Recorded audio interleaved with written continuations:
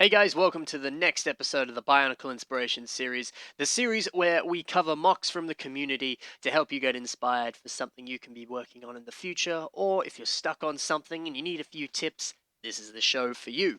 Today, we are going to be focusing on functions. Pretty much what I mean by that is, I guess more specifically, you could say power functions.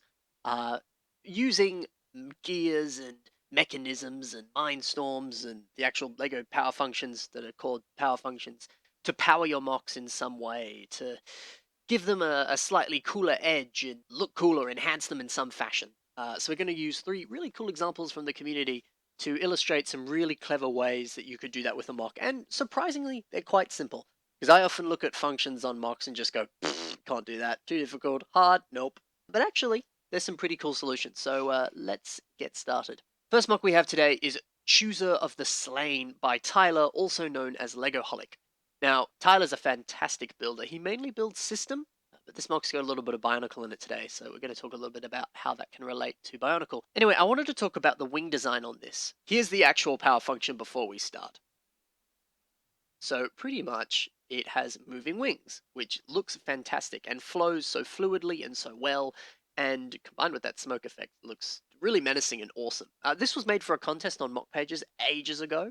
Surprisingly, it didn't win, which I don't understand because it's such a very well built mock. But the actual function in itself is the moving wings, like I was saying. I'm not too sure how he's done that, I'll be totally honest with you, but it is definitely a really cool way to enhance a wing design. A lot of people will build a mock and it'll have wings, and often they'll look fantastic, but very few people build a mock that actually has a moving wing function.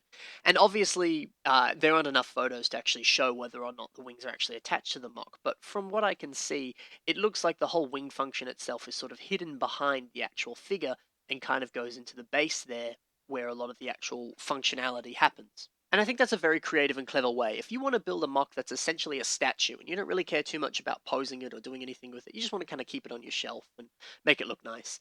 This would be a really great way to enhance it, to find the best way possible to make a gear function that has the wings move. You don't even have to attach them to the mock. They basically look like they're attached here in these photos, and then have a really awesome posable flapping wing design that moves. It looks fantastic. Some of the other mocks in this episode we're actually going to go into a bit more detail as to how those functions are actually done, but with this mock, that sadly will not be the case. However, there's some very simple things to that. Simply just Googling different stuff about, you're doing a bit of research about non-Lego things that actually have that functionality. Even just looking at toys that actually move, you press the button and it does stuff. Kind of just Googling those frames, seeing how it's done, and then replicating it in Lego. A lot of what Lego has with all the different mindstorms and power functions and just gears in general, you can accomplish pretty much anything that you can do in the real world with Lego.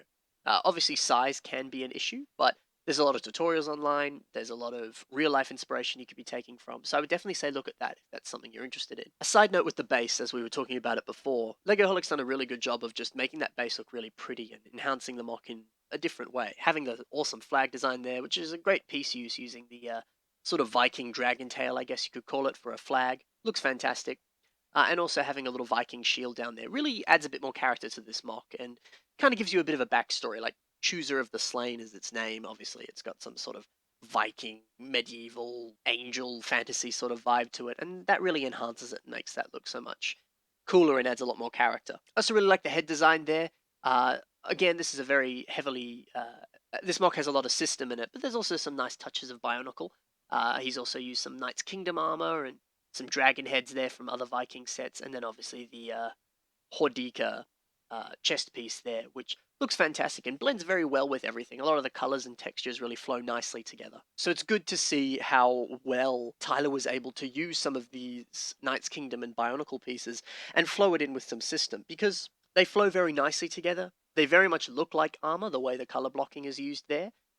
And the fact that they are a slightly different sort of feel and texture, because obviously Bionicle parts can feel quite different to certain system parts, that really helps to give that really helps to give a vibe of it's actually armor that's placed on top, and it has a bit of it. It almost creates a sort of sense of depth and a sense of weight to the armor, as it would in real life.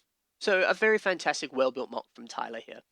The next mock we have today is Geartrude, Melodie's Mechanic by Manareb Matoran. Really, really cool mock here. Again, I'll start off showing the power function on this mock. So essentially, we've got a few just little slight movements and things like that. And what I really wanted to talk about with this mock is while some functionalities on a whole different bunch of different mocks can often be quite complex and intimidating if you're thinking that you yourself want to try that out because you look at it and you have no idea what to do. Essentially, what Dave has done here on this mock is pretty much just done exactly what Lego would do with power functions in a Technic set. This engine piece is on quite a few different Technic sets, and literally as the mock or the Technic set itself will move, the yellow bits on that engine will sort of pump in a sort of traditional engine like manner. And adding that into the torso and then also having the gears move and everything is just a simple addition that you would very much see in a traditional Technic set. And if you picked up one, the function would kind of already be there, and so you can kind of just translate that onto the mock. And honestly, it creates just a little subtle little addition to the mock that really improves it and again kind of helps to create a sense of character or just kind of brighten up the mock in a new and fun way. Again, a very similar thing to the mock we saw before, a lot of the gear functions itself are in a base below it. And then you can see the Technic rod there that'll power the sort of actual mechanism itself. So very simple, very easy, and also kind of out of the way. You don't necessarily need to sacrifice too much with the mock because all of the actual nitty gritty bits are inside the actual base itself. So I think using very much what LEGO has already done in sets is a great way to enhance a mock and isn't as intimidating. For example, you could of course do very much what Bionicle G2 has done and just use very simple gear functions for, arm mechanics, whether you want to have like a punch or a sword swing or whatever. You can very much translate that into another mock or do what some Technic sets have done. Actually, talking about Geartrude, really like the head design. Some very cool usages of some brown pieces to create a very nicely shaped hair design. Also using some of those Paraka system spine pieces, or as my friend likes to call them, snotgrass, because it looks like actual snot for sort of little bangs of hair. Looks fantastic. Just a very nicely designed mock. It really has a sort of cool gear golem, not really gear golem, but a very sort of mechanical vibe to it, which looks fantastic. And also, of course, the dress design. Very nice use of some additional Technic pieces there. So fantastic work from Dave. The final mock we have today is the Shadow Line by Logibear. Now, this mock actually uses some Mindstorms, which I know a lot of people, their schools will have a Mindstorms program. I myself never did it, but I know a lot of people who did. And I often see a few people on Instagram and various things who say that they're a part of that with their school.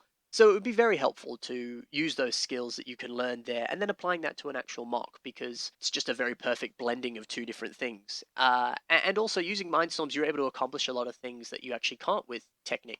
For example, Mindstorms have various pieces like light sensors and movement sensors and all sorts of different things that would be extremely helpful for creating a Bionicle with a really, really cool, unique function. So anyway, the actual function that this mock has is this. Essentially, it kind of gives a sense that it's sort of moving and running, and it looks fantastic. He's done a fantastic job of creating this. It looks very realistic and just awesome. So the actual design itself is very much a skeleton in some fashion, and you're able to put what you want on top of that. So looking at a few other examples online, there are a bunch of mocks by one mockist called JK Brickworks. Now, he's a fantastic builder, and you definitely should look at him. He doesn't necessarily build anything Bionicle, but every mock that he builds has some sort of functionality to it that's very, very cleverly designed and very well done. So he's done a mock called Galloping Horse, and he actually has instructions for it as well. So here it is. Here it is moving, and it looks very realistic. It gives a brilliant sense of movement and looks exactly how a galloping horse would. And this is very much quite similar to the shadow line that we saw before. It's very much just that skeleton, and then you can layer it with whatever you want. And that's another thing. I'm going to include the link in the description if you want to get these instructions from jkbrickworks.com. You can buy a whole bunch of different instructions, whether they're for this galloping horse or for something completely different. Something you might have seen from JK Brickworks, of course, is his kinetic sculpture mock, this one. I couldn't quite find a video that I could get on here, but I'm sure you've seen it online. If you haven't, be sure to go to his website and check out how it moves, because it creates some of the most fluid, beautiful uh, power functions that I've ever seen in any mock. And there's a lot that you can learn from JK Brickworks, especially the fact that he has instructions for almost everything he's built. Almost, not quite everything. But that's definitely a really good idea, is to take a look at some of his instructions, sort of see how he's done it, and then see how you can apply that skeleton onto another mock.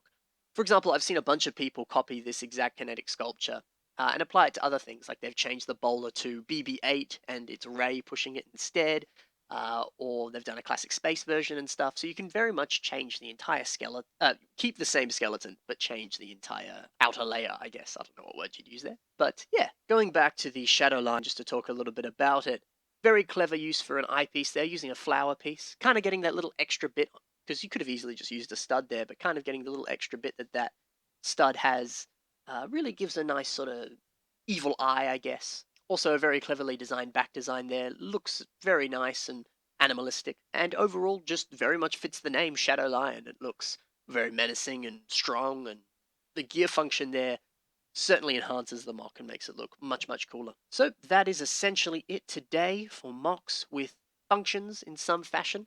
Hopefully you learned a thing or two. Be sure to check out the description for links to the people that you saw in today's episode. Definitely check out the mocks that they have posted and other mocks that they've posted. And also be sure to check out JK Brickworks for his various instructions as well and see how you can apply that to your own mocks. So thank you very much for watching. If you yourself have a theme idea that you want to see in a future episode or a mock that you yourself have made and you really want to see it on one of the episodes, be sure to message me. Places you can message me are also in the description. Various forms of social media there have different messaging platforms, so be sure to check that out and send your mocks my way. And then eventually we'll make it into an episode. So, thank you very much, guys. Hopefully you can get building and you've been inspired a little bit. See you in the next episode, guys. Bye for now.